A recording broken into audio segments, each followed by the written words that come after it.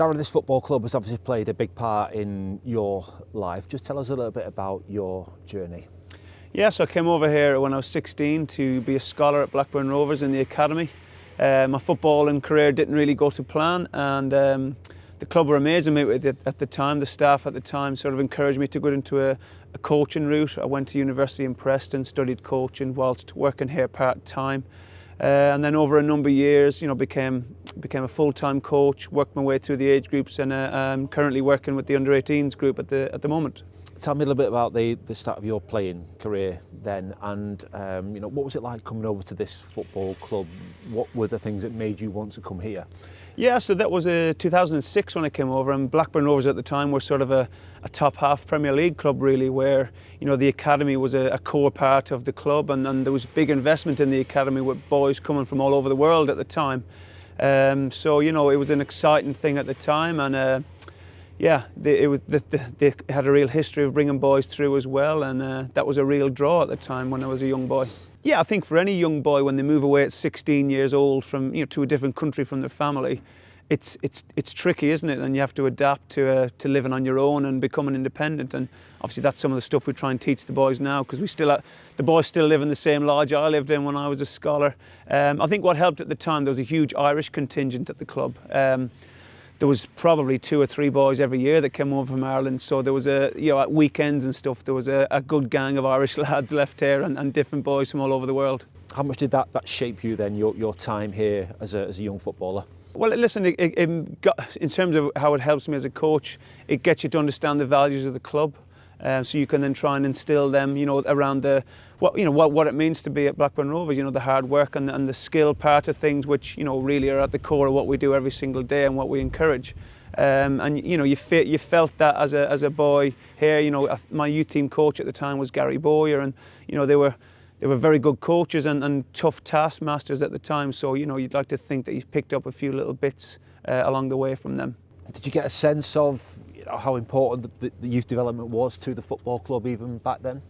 Yeah, well, I think Blackburn at the time had a reputation of being one of the sort of bigger academies in the country, and one of the ones with a real focus on youth development. Obviously, the Jack Walker had they'd built the senior training centre, which was the academy at the time. So there was a real emphasis on the importance of the academy and the importance of bringing players and homegrown players through from the academy into the first team with the investment the club had done, because the STC at the time was very much it was out on its own really in terms of training facilities. I know obviously now clubs have sort of caught up in terms of that, but it was a world-class facility at the time. How much does it help you now in your role as lead coach of the Under-18s that you've sort of trod that path that you're encouraging the current generation to go down? Yeah, look, I think it helps that you've sort of been in their shoes. You know what it's like, the trials and tribulations they're going through, living away from their parents for the first time, living in a house with 20 other lads, adapting to training full time when they've gone from maybe training a couple of nights a week and being in school. And I think the biggest thing for them is adapting to where this is their job now. They get paid to do this. The expectations of what's expected of them every day is higher. And that's tough for some of them to adapt to, and it can take a period of time. So I think having been in their shoes, it's an understanding and a sort of an empathy towards what they're going through. How different is it for young footballers nowadays from what perhaps you went through 20 years ago? I think the biggest change from when I was in the academy is the support staff that's in place now. When I think back to what the academy staff was back then, it was very much a skeleton of what it is now. There was probably a quarter of the staff that are here now. So I think the support that's in place for these boys now is amazing. They've got psychologists, nutritionists, physios. They've literally got everything they need. So in terms of the resources that they get given, there's no excuses for them at the end of the day. So everything they need is in place for them to hopefully go on and be successful. At the end of the day, it's 11 lads playing football, and it's about working hard and being the best you can be every day. So listen, there's sometimes you could say, do we overthink things? But listen, I think it can only be a good thing, and I think you're never going to want to do less for these players, are you? We're always going to try and push the envelope and give them the best possible chance we can by giving them the best resource that we can. I guess things might have changed a lot in that respect, but what about the core values of this football club? How similar are they to when you were here? Listen, I think they're the exact same. I know it's a bit cheesy, but what it says on the badge is generally what we're about. you'd like to think that people would always think of Blackburn Rovers, academy teams, first teams as first and foremost a really hard working bunch of players who are, that when they turn up they're going to give you a really tough game.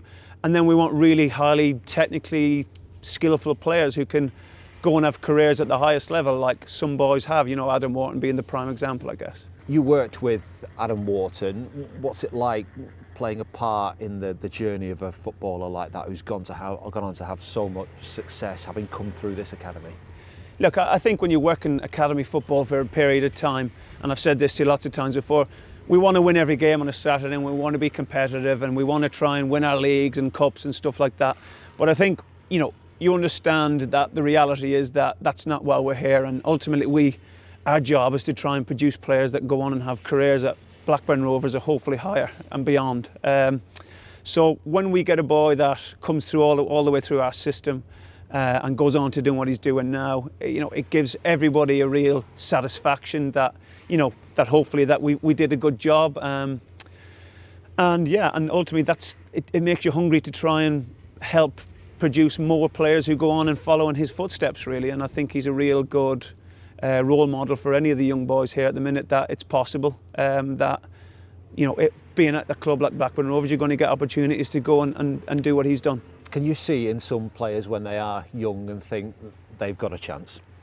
Yeah, I think most kids in academies they're here for a reason, aren't they? They've generally got something that we think that we can develop and nurture and over time can maybe help them with the things they need to get better at, and hopefully then by the time they get to 19, 20 they're ready to go and progress, and ultimately I think what you're looking for is a standout attribute in whatever age they are. What is it that makes them stand out from the rest? In Adam's case it was his technical ability and his awareness. He was very much a late developer and he was the smallest player probably up till under 14s, 15s. So I think it's having that patience when they're younger, believing in what you think they're good at, trying to enhance what they're good at, and then along the way trying to develop and brush over some of the things that you think might hold them back when they get older. He got an opportunity in the EFL to play some games, get some experience, to sort of learn his trade a little bit. How good a grounding does that give him? Yeah, look, I think it's very clear, isn't it? And you see in a lot of you look in the England squad, don't you?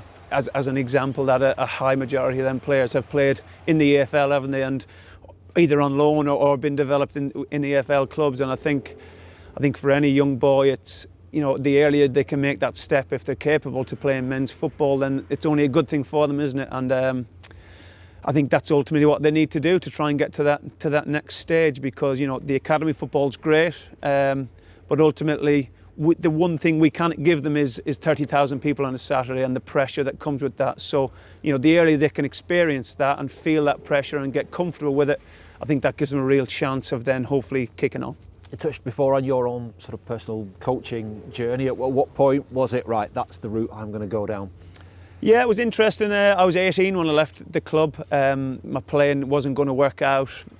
And then I sort of made a decision really that the next best thing was to try and pursue a career in coaching, and I went after that as best I could, and I've enjoyed every day since. I think when you get to work in football every day, the old cliche, but literally it's not work, is it? I say to people, I've never had that Sunday night feeling. I look forward to coming into work every day, and we get to work with highly motivated, young, enthusiastic boys who want to do well. You've sort of gone through some of the age groups as well. What's it like getting to the stage you're at now, where it's like their last step in the development before they go on to the more senior side of things? Yeah, I think working with all the age groups brings its own challenges and brings its own things that you really enjoy about the role. Obviously, working with the under-18s, it's their first time where they become full-time and they get paid, so it's it's trying to instill them that the expectations of, listen boys, this is now your job. We don't want to lose the love of playing football. You're here because you love playing football, but the reality is that you might be needed to play in our first team next week. And we've seen that happen when we were young boys they're around the squads at 18, 17 years old, being on the bench. With a lad who played last season, he was 15. So we don't know when that time is going to come, so we have to try and prepare them as best we can to make that step into that reality of what the men's game is. What is the most satisfying part of your job?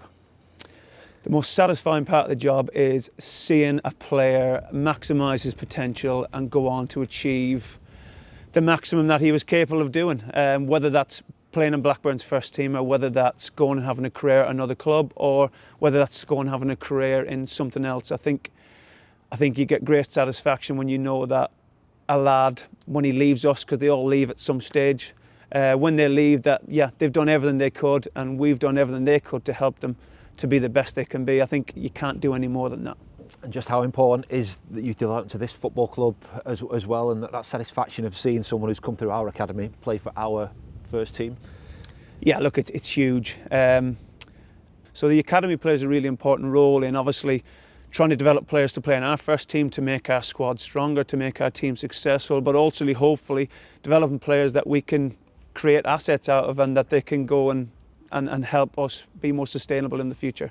How many clubs can just throw money at their club and go and buy all the best players in the world? You know, it's not realistic, and it's not.